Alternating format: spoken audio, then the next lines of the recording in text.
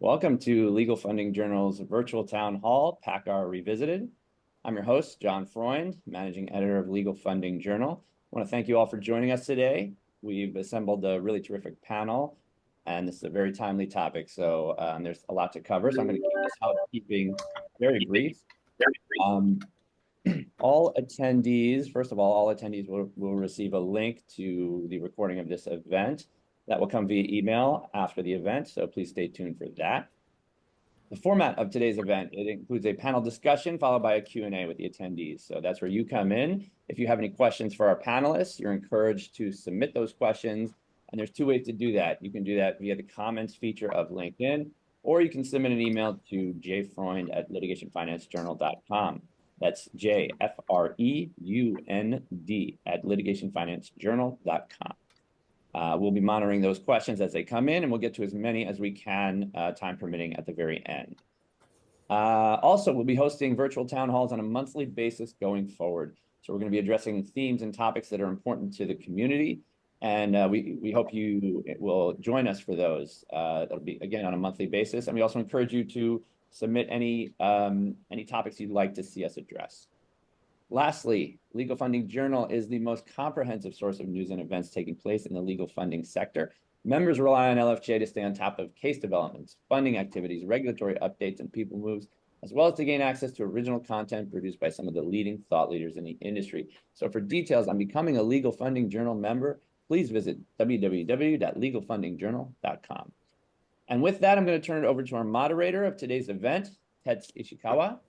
Tetsu is the managing director of Lionfish Litigation Finance, which he founded in May 2020. Having started his career in fixed income investment banking and working at Goldman Sachs and Morgan Stanley, amongst others, Tetsu has been involved in litigation funding since 2011. Prior to Lionfish, he helped set up another litigation funding business, Sparkle Capital, and ran the ATE business for Acosta. Take it away, Tetsu. Yeah, so thank you all for joining this PACCAR Revisited webinar. If I can start by introducing our panel members. First, we have Ben Knowles, who is the chair of the Global Arbitration Group and Dispute Resolution Practice at Clyde & Co. Ben operates across multiple sectors and has particular experience in upstream and downstream oil and gas, trade and commodities, aviation, and the telecommunications sectors. Ben was instrumental in launching Clyde & Co.'s Global Arbitration Group, and as a recognized expert in the world of litigation funding, Ben also spearheads the firm's funding initiative. Next, we have Robert Marvin Casey, who is a barrister at 4 New Square. Robert specializes in all aspects of costs and litigation funding, solicitors liability, disciplinary and regulatory work, and claims management. Robert is instructed in a range of high-profile cases, and he is often brought into major group and commercial litigation to deal with specific costs issues. He advises on complex funding solutions for major commercial disputes, cost disputes between solicitors and former clients, non-party cost orders, and substantial disputes concerning legal expense insurance. Most interestingly for this panel, Robert has also been involved in key litigation following PACCAR and has advised extensively about its effect for the litigation funding industry. Our next panelist is Neil Perslow, who co-founded litigation fund Ethereum in 2008 and is the firm's chief investment officer. Neil has led the funding of claims in litigation and arbitration in multiple jurisdictions across the world, including most major centers for litigation funding and including many of the largest and most high-profile funded cases. Neil is also the chairman of the board of ILFA, the International Legal Finance Association, which launched in September 2020, and has also since 2013 been a member of ALF, the Association of Litigation Funders, which is the self-regulatory body for the litigation funding industry in England and Wales, of which Ethereum is a founding member. Prior to founding Ethereum, Neil was litigation counsel in House of Marsh & McLennan, and before that was in practice in the City of London with Reed Smith and Withers. Finally, we have Nicholas Marler, who is head of technical underwriting at Litica, and is well known for blending legal expertise with insurance innovation. He is responsible for underwriting a wide array of complex legal risks, both individual and on a portfolio basis, across various sectors, industries, and jurisdictions. Alongside his core adverse cost insurance practice, Nicholas also deals in contingent risk and capital protection insurance. In 2022, he played a leading role in Project Brick, which was the provision of a €270 million capital protection insurance policy to a major litigation funder. Prior to his tenure at Litica, Nicholas spent 4 years at the world's largest privately owned litigation and arbitration funder, where he negotiated, executed, and managed investments worth hundreds of millions of pounds, and established a bespoke adverse cost insurance facility through which tens of millions of pounds of cover was purchased. So thank you all to our panelists for joining this discussion today. So it was just over a year ago that you will recall the Supreme Court handed down judgment in what is now widely referred to as PACCAR, in which the Supreme Court found that LFAs, or litigation funding agreements, were DBAs, or damages-based agreements. The judgment was not only surprising across the board, but its impact on the litigation funding industry was far-reaching because it turned on its head this long-held consensus view that LFAs were not DBAs. And in doing so, it created significant uncertainty. I mean, immediately we saw some LFAs being adapted and redrafted to comply with the DBA regulations. But perhaps more commonly, we also saw the pricing terms of some LFAs renegotiated away from the percentage of damages to multiples of investment amounts. Some of these revised LFAs were approved by the Competition Appeals Tribunal last year. However, these have been given leave to appeal, with the key issue being whether LFAs priced with multiples capped by reference to the damages also constitutes a DBA. And interestingly, in one of these cases, the Gutman Apple case, Nick Bacon case, he said recently that the Court of Appeal has indicated that this should continue to be stayed until this PACCAR issue is fixed. In another thread, PACCAR also gave rise to some challenges in respect of concluded LFAs in successful cases where some claimants have sought to recover the returns they paid to funders on the basis that those LFAs were unenforceable. So really, just to kind of set some context to this panel discussion, it was over a year ago that the Supreme Court handed down judgment in what is now widely referred to as PACCAR, in which the judgment found that litigation funding agreements, or LFAs, constituted DBAs, or damages-based agreements. This judgment was surprising across the board, but its impact on the industry was far-reaching because it turned on its head this long-held consensus view that LFAs were not DBAs. And the uncertainty that that created has been significant. Immediately after the judgment, some funders went and adapted and redrafted their LFAs to comply with DBA regulations. But also we saw quite a number of LFAs being renegotiated, or the pricing terms being renegotiated, away from the percentage of damages to multiples of investment amounts. And some of these have been approved in certain cases in front of the Competition Appeals Tribunal. However, these have been given leave to appeal, with the key issue being whether LFAs priced to multiples capped by reference to damages also constitutes a DBA. And interestingly, in one of these cases, which is the Gutman Apple case, Nick Bacon case, he said recently that the Court of Appeal had indicated this should be stayed until this PACCAR issue is fixed. And there's also been other uncertainty created with regards to the enforceability of LFAs, in particular with concluded ones in successful cases where some claimants have sought to recover or are considering seeking to recover the returns they pay to funders on the basis that those LFAs were unenforceable.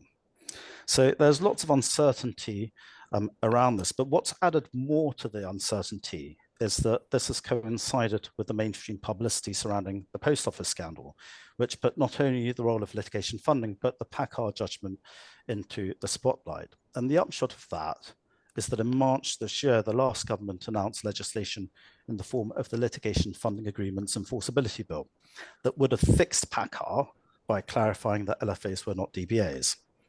However, at the same time, the government also announced a review of the litigation funding industry by the Civil Justice Council.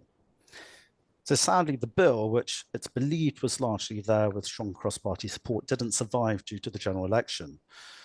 The expectation, however, was that the bill would be quickly reintroduced by the new government. But at the beginning of this month, the government said via the Justice Minister, Lord Ponsonby, in a House of Lords written Q&A, that this bill would not make the legislative agenda and that it would await the outcome of the CJC review, at which point it will, to quote directly, take a more comprehensive view of any legislation to address issues in the round. So the uncertainty continues with the number of competition and commercial court cases awaiting this PACCAR fix. And I think we can all agree that this is not helpful to anyone. And perhaps I can borrow a quote actually from Ben, who articulated it very well, and apologies for stealing your thunder, Ben. But he described this, articulated it as, we now have greater clarity about the journey, but less about the destination. So with that background, I'd like to open up the panel discussion, and perhaps we can start with Neil, who, given his role at Ilford and Alf, might have some useful insights. I mean, Neil, you want to talk through your thoughts and observations on where we are today? Sure, thanks, Ted. So, as you say, this bill, the Litigation Funding Agreements Enforceability Bill, has now been parked indefinitely, and we don't know whether it will come back. This is very disappointing, to say the least. It's, I think, important to remember that PACCAR and the decision that DBA regs should apply to funding agreements was never government policy at any time. The government has never, in fact, thought that LFAs should be regulated in any way or controlled through legislation in any way. That will be a discussion for the CJC going forwards. So PACCAR was simply a decision that said that as a matter of drafting, the DBA regs caught LFAs. It was an unintended consequence that nobody in the industry or in government thought should happen. And so it was right for that to be reversed. The previous government recognised, of course, the important role that funding plays in access to justice, and the post office case brought that into sharp relief. And they also recognised the negative impacts of the PACCAR decision on the industry and the knock-on effects that would have on access to justice as well. And so they agreed to take action.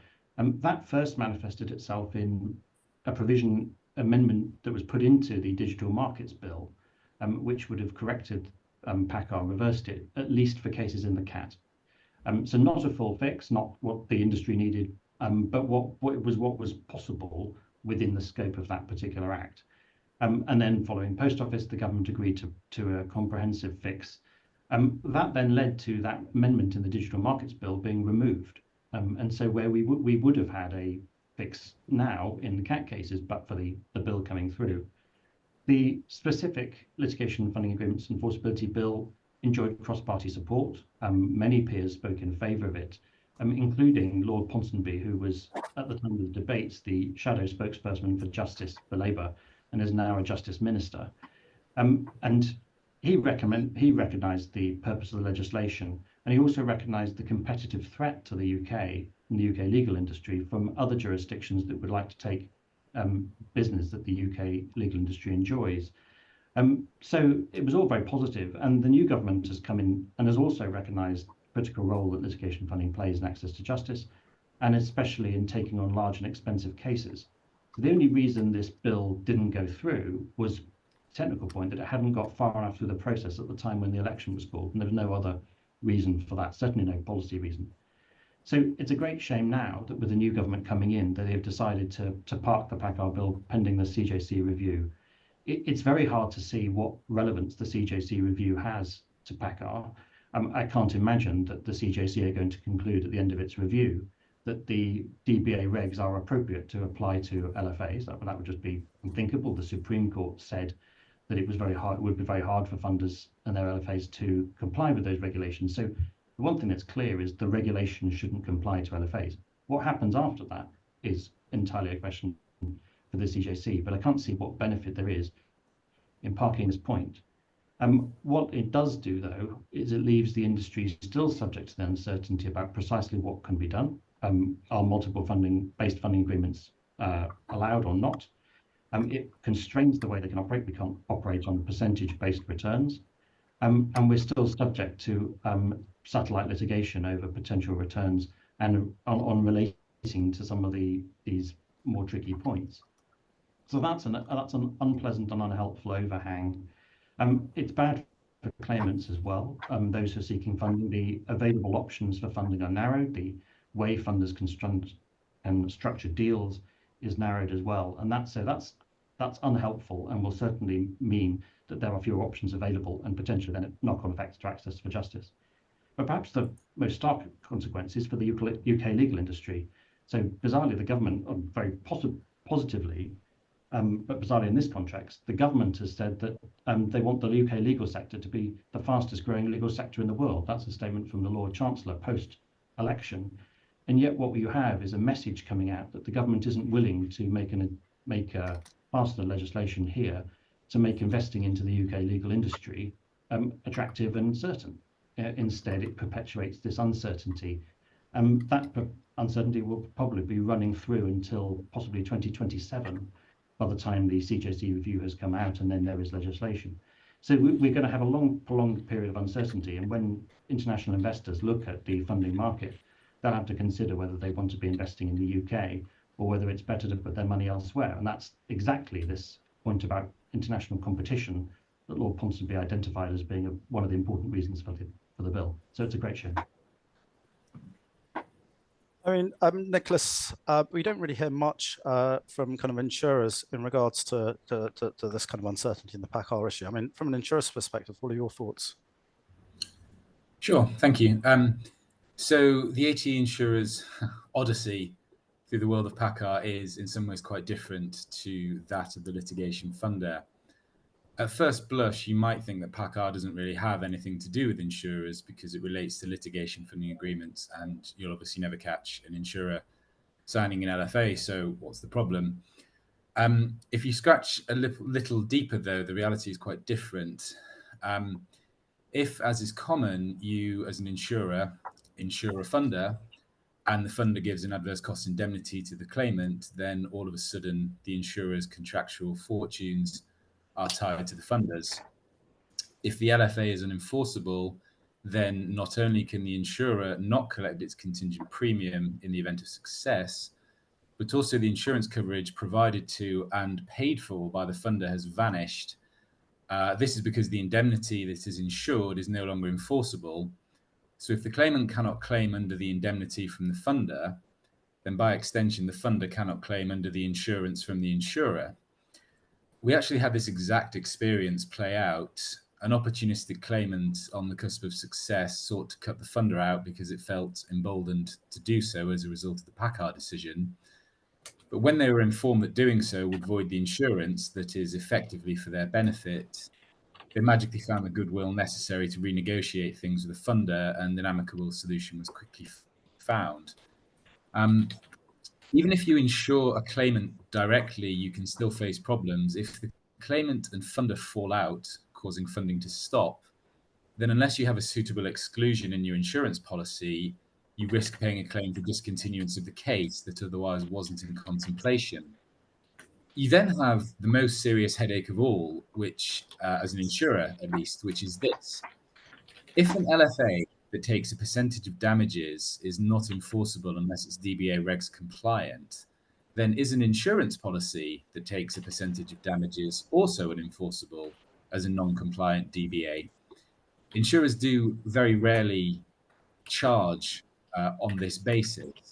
Now, nobody knows the definitive answer to this because PACCAR didn't deal with insurance policies, and I doubt it's black and white.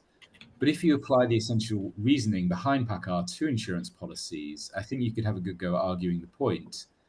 As a result of that, there is now no appetite whatsoever to price insurance policies using percentages of damages, and we invariably stick to pricing in the form of a rate on line, which I should say is traditionally how policies have always been priced.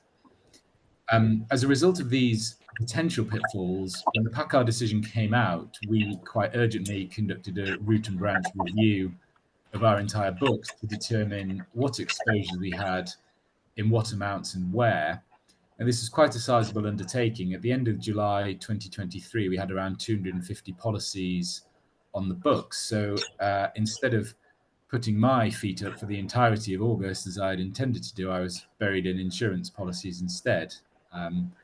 As a result, I'm no longer a fan of daft trucks, but that's a separate point. Despite the problems that PACCAR induced for us at the time, our experience since then has actually been far less bumpy than expected. In the overwhelming majority of cases, we're seeing claimants acting quite reasonably and negotiating workarounds with their funders. And we haven't seen a tidal wave of opportunistic claimants going to war with their funders, although there are, of course, a few exceptions to that. Like many attending the call today, we're obviously hopeful that Parliament would legislate for a permanent fix. And while it hasn't happened yet, we do remain optimistic that it will still do so, albeit at some unknown date in the future and not this year.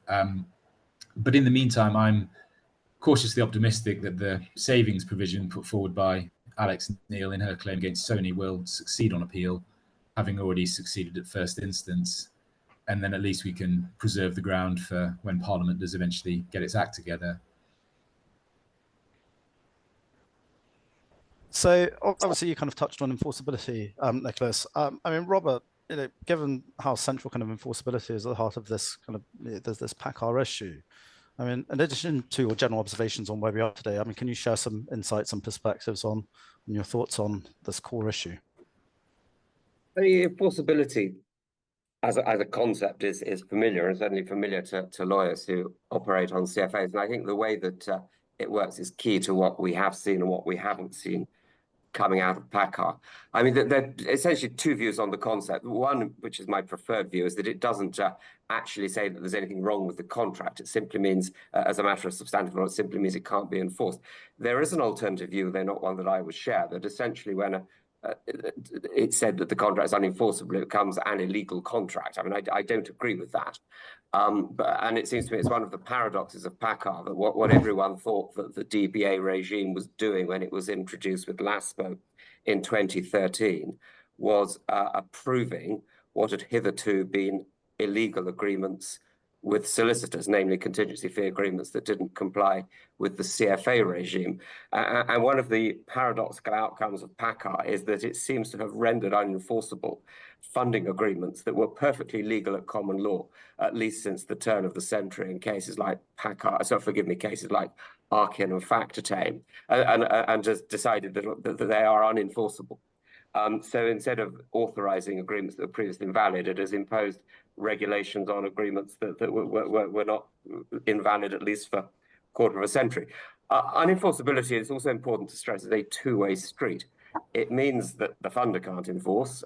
It also means that the claimant can't enforce. And I think this is the key to understanding why things have been put right in cases that are still ongoing, because a claimant who says to a funder, well, you know, I don't have to pay you anymore.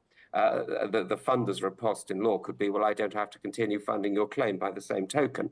And that's why I think we've seen that where the litigation have been cases that are either over or very nearly over, where the claimants really think they don't need the funder anymore, and so they're not worried about the funder not complying with its obligations on the basis they're unenforceable. And I simply said, well, thank you very much, I've had the funding, but I don't now have to pay you, or I have paid you, but I shouldn't have done, and now I want the money back.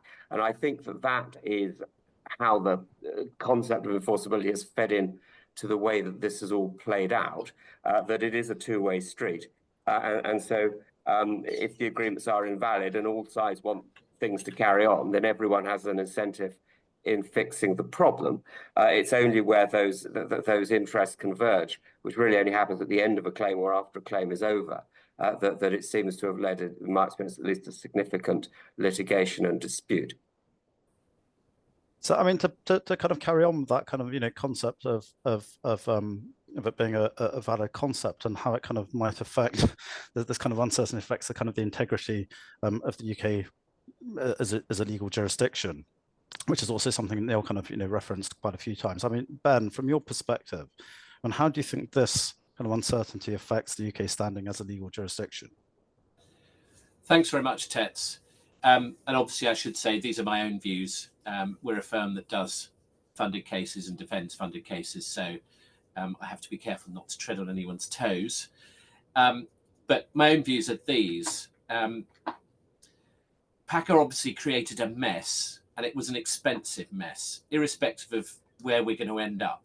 There's been a lot of lawyers' time, which has been paid for, trying to work out what PACCAR actually means, what's the ambit of it, how far it'll go, and then in leading on from that, what the fix means and how far it goes, and is it wide enough, and all the rest of it. The PACCAR fix, as I call it, would have cleared things up to some extent. But the absence of that does mean that some of this uncertainty will continue. And for uncertainty, I think that means additional cost. And I'll come back to that in a second. And we have these various appeals on the funding agreements out there at the moment. I think, Tets, you mentioned Nicholas Bacon suggesting that the Court of Appeal have been happy that these should be stayed pending a solution.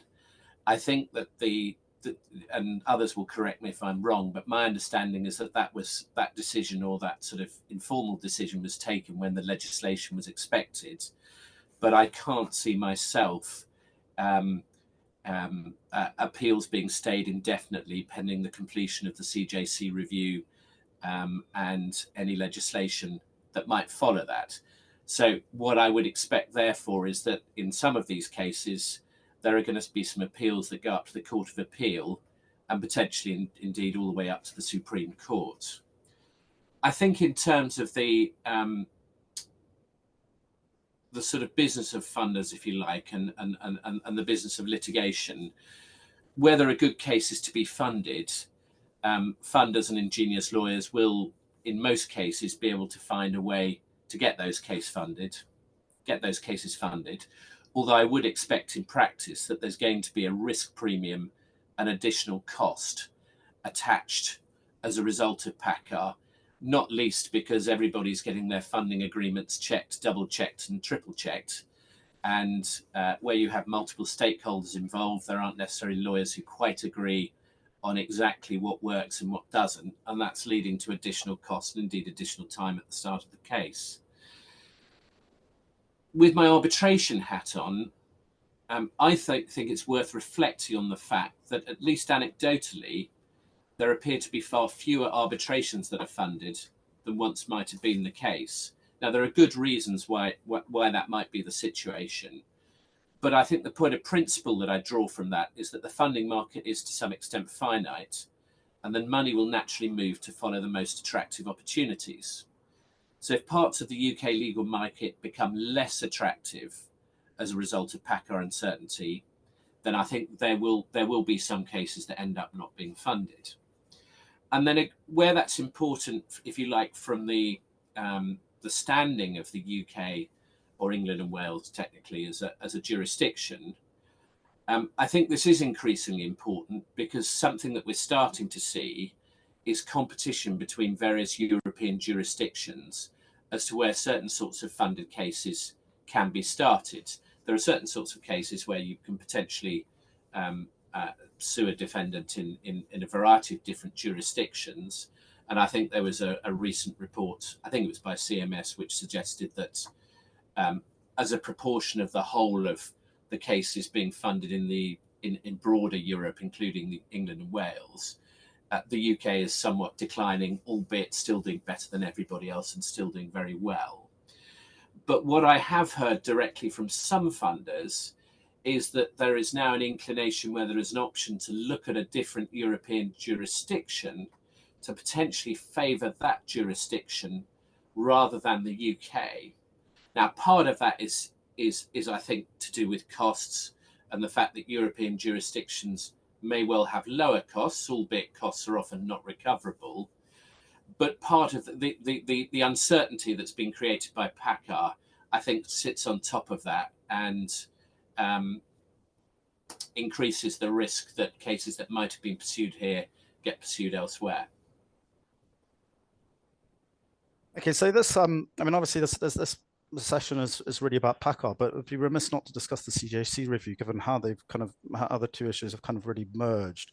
And arguably, kind of to your point, Ben, about the kind of the threat of other jurisdictions. I mean, the CJC review takes quite another kind of dimension of significance and importance to the jurisdiction as a whole. I mean, Neil, you're on the consultation group for the CJC review. Is there anything any kind of nuggets or insights that you're able to share? Well, so as you say, that's now up and running. There's now a working party to report back to the CJC and a wider consultation group that's supporting them, made up from stakeholders, including industry representatives. We're expecting the interim report to come out from that working party in late summer or early autumn. And then there'll be consultation next year, and then the final report planned for the middle of next year. So we're on quite a tight time horizon for here. From a sort of kind of industry perspective, this review is pretty welcome, actually. I mean, unless you're completely opposed to the idea of ever talking about regulation, which I don't think the industry is, this is a very sensible and informed group that can consider these issues properly. And these haven't been looked at for over 10 years since before the Association of Litigation Funders was set up. So this is a very good organisation and group to be able to consider these points in a proper and sort of a thoughtful way. It is very important to think that the industry is well represented in this, and I'd encourage people to get behind the work that ILFA and ALFA are doing in relation to this. And I would also encourage funders to get involved in the consultation phase as well. It's very important that the industry voice is heard, and that the CJC are thinking about these points with a really full and proper understanding of how funding actually works, and so they can understand the impact. Funding, of course, although it's a review of funding, it's not only about funding, of course, because a lot of the issues touch on wider points to do with costs, how costs are managed and controlled, and also how they're allocated between parties, and particularly, for instance, this issue about whether or not costs should be recoverable, the funding costs, sorry, should be recoverable from the losing defendant. So there's many wider points that we need to feature into this as well. And I think it's also important that the industry makes sure that the review takes place in a kind of proper context. And by the proper context, I mean that it takes place in an understanding that funding does bring benefits for access to justice. And so the review should be looking at how good, responsible funding can be encouraged and those benefits can be maximised, rather than looking at funding as some suspicious thing that needs to be controlled and is just a risk. I think there is a very positive message for funding that's been really emphasised by the Post Office case, but not just that case, plenty of others as well. And I think the CJC does need to look at it in this sort of, from this kind of positive, through this positive lens. I'm pretty confident they will.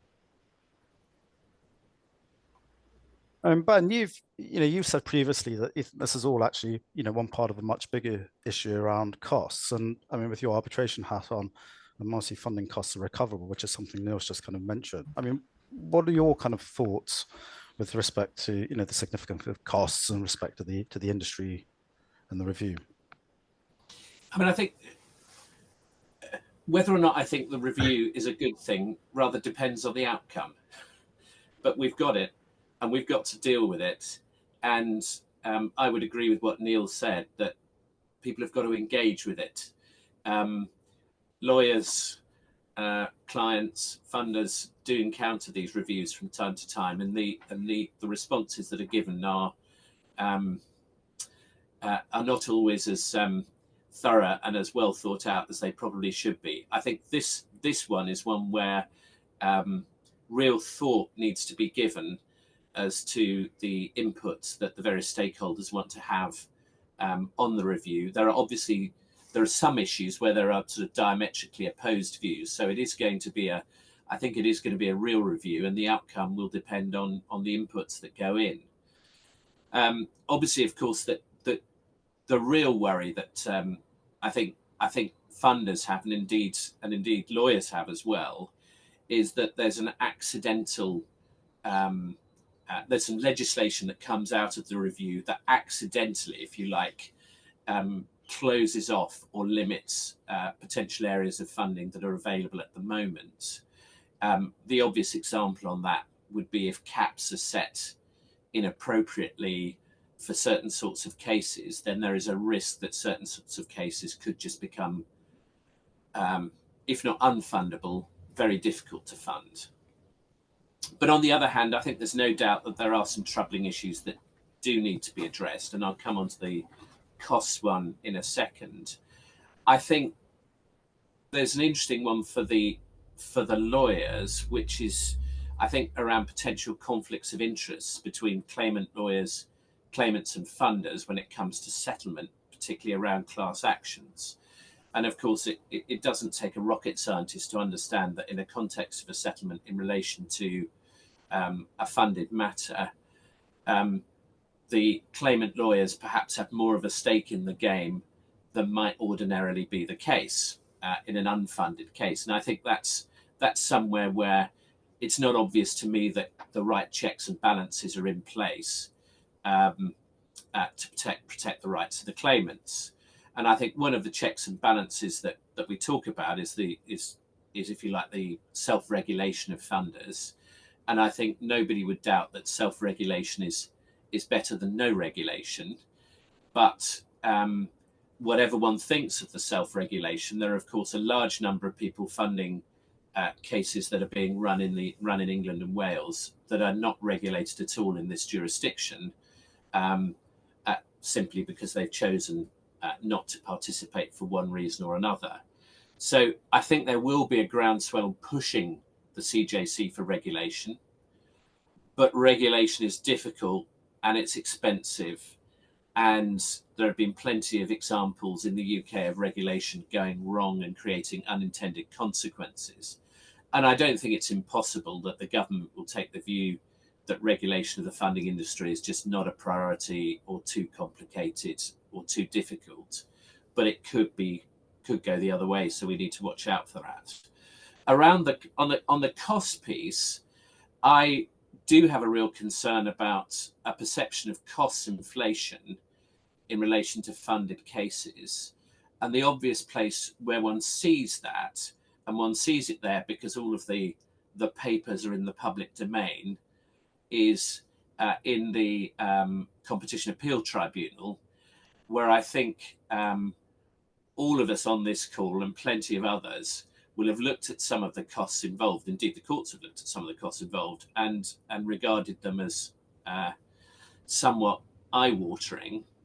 And I think it does really highlight an issue that we've got to be careful about, because if funding is seen as being something that really benefits lawyers and funders, but is of less benefit to claimants themselves, then I think that's something that we've really got to watch out for, because that's where the regulation could go the wrong way. So I do think that the whole issue of costs, the whole issue of cost inflation, it affects us all. It does damage the reputation of the UK.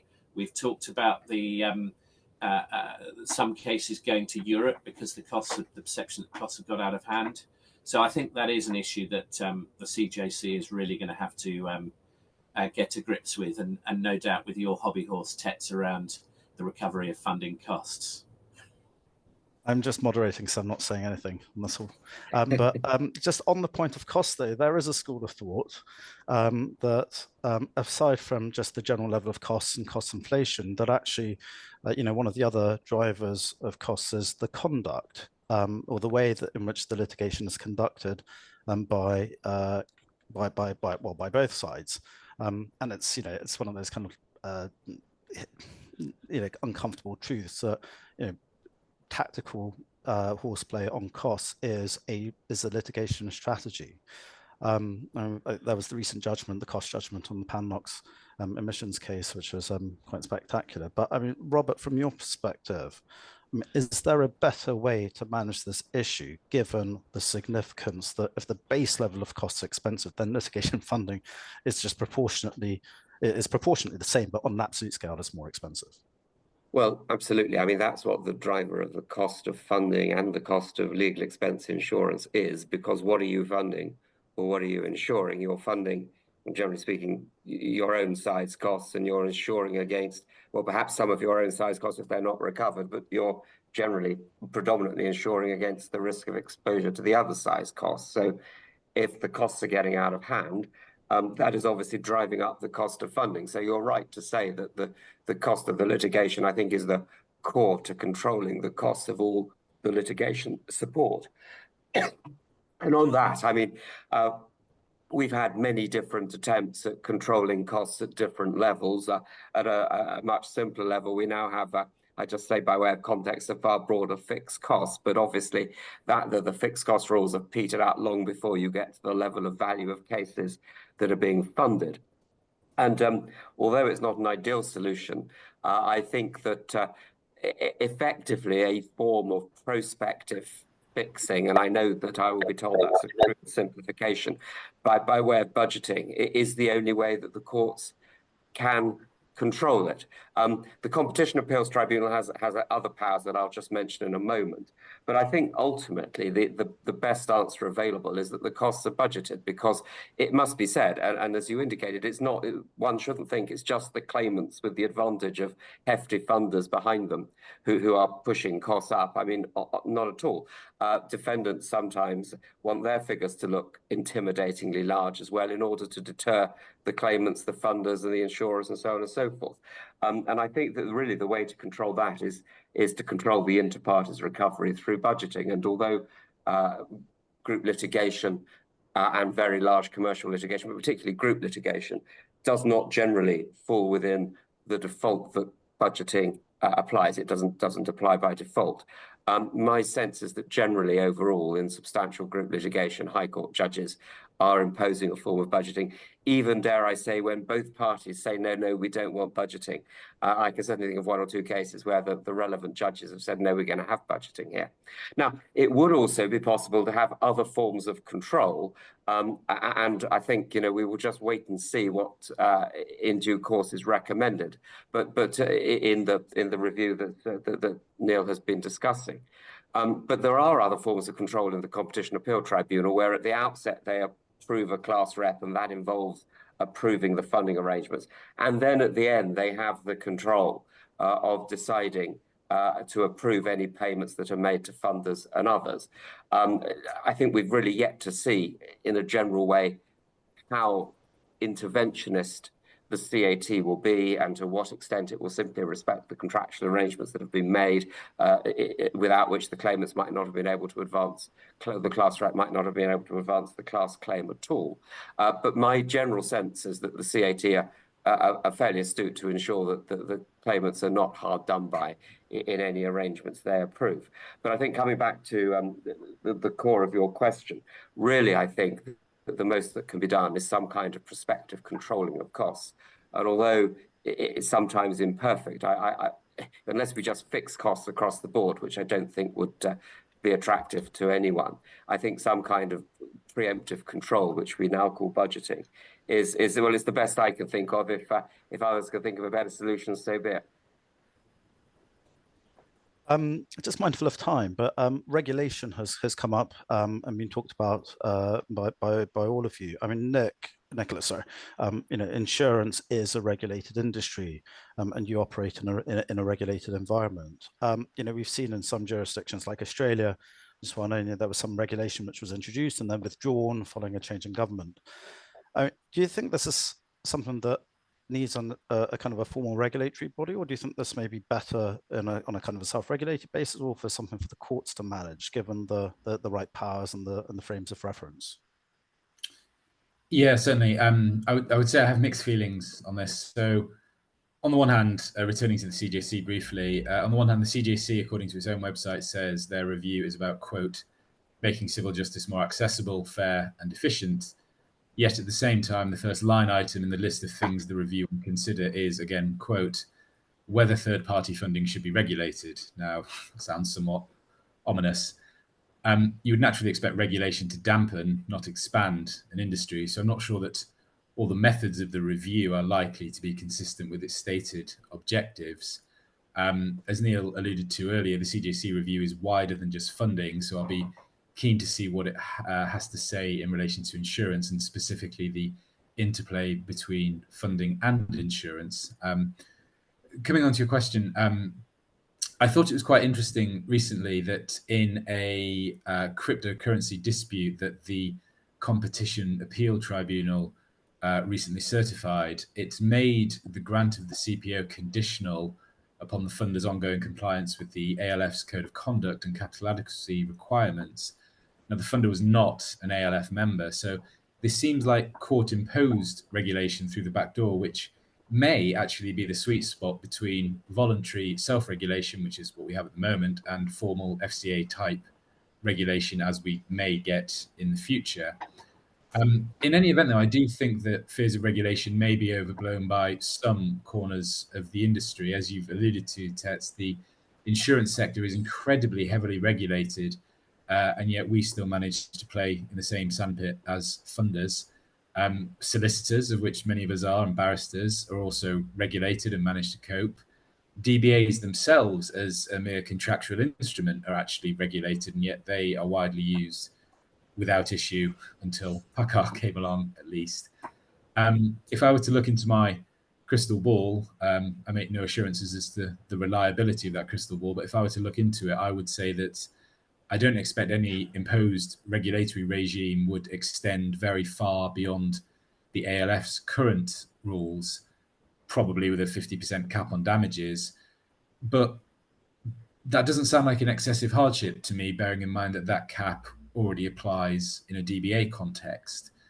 I think the overarching problem we have here is that with a new government in place, it's hard to know with any certainty how high up the list any of these things are. It's one thing for the CJC to report, but it's quite another for the government to legislate. Now, that applies both to regulation of the sector as a whole and specifically reversal of the PACCAR decision itself.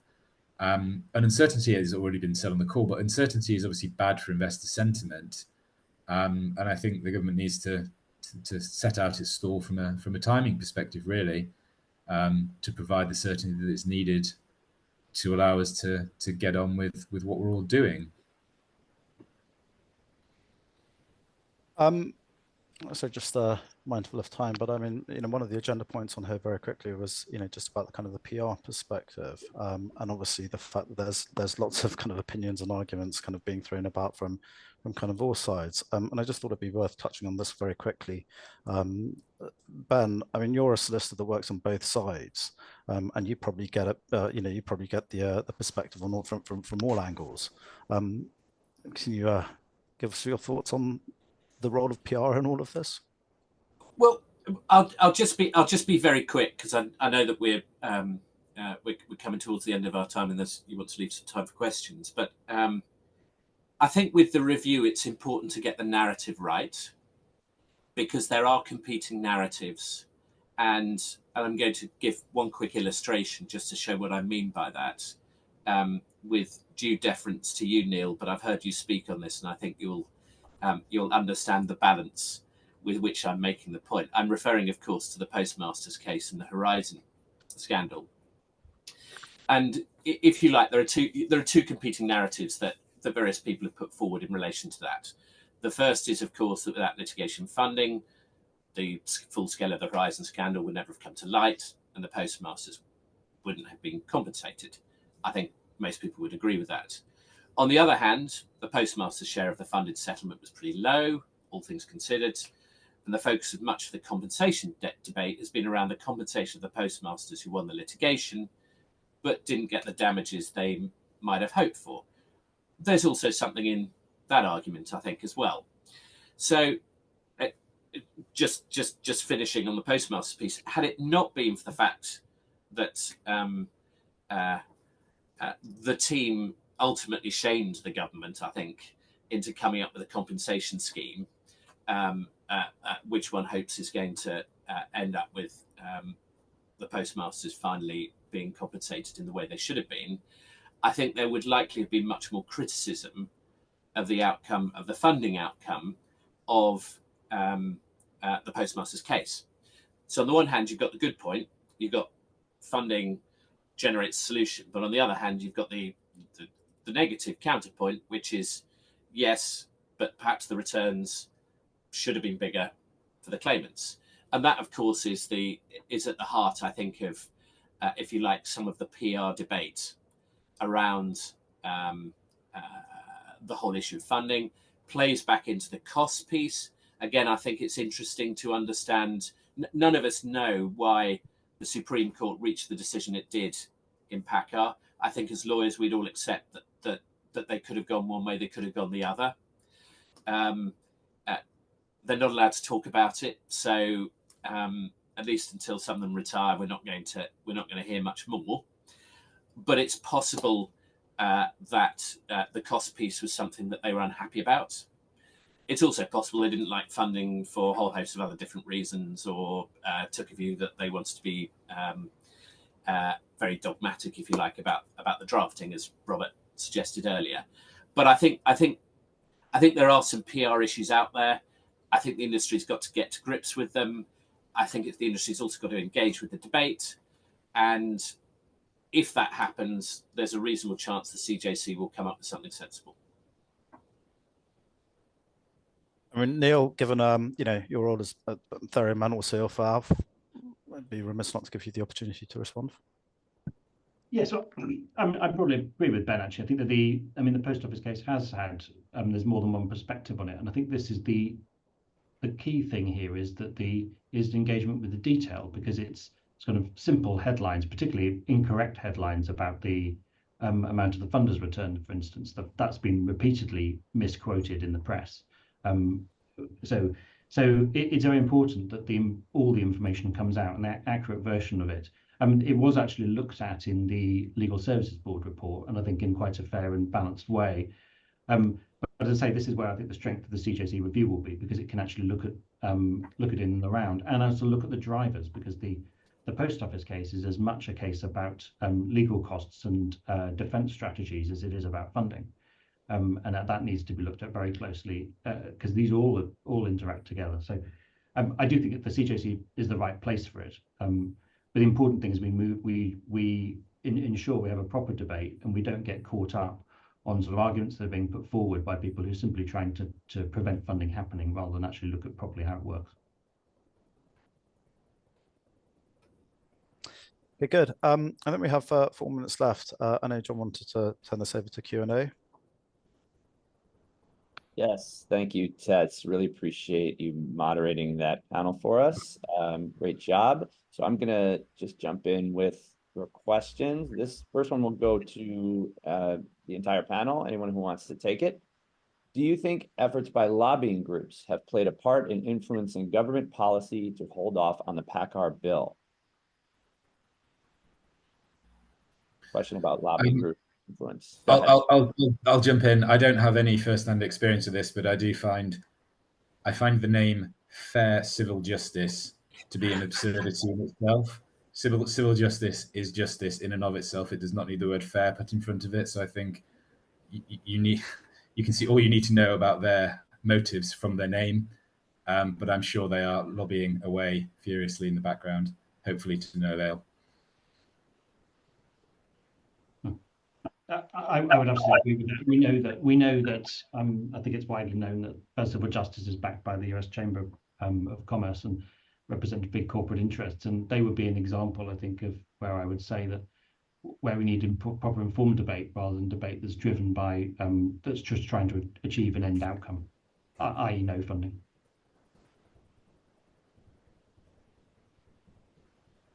Okay, just a couple minutes left. We have one final question. This one is an insurance question. So Nicholas, this will be pointed to you. What is the view of ATE insurance underwriters in providing the ATE product to secure adverse costs in respective matters and jurisdictions where ATE is not known, or ATE products are not known, or they're very nascent?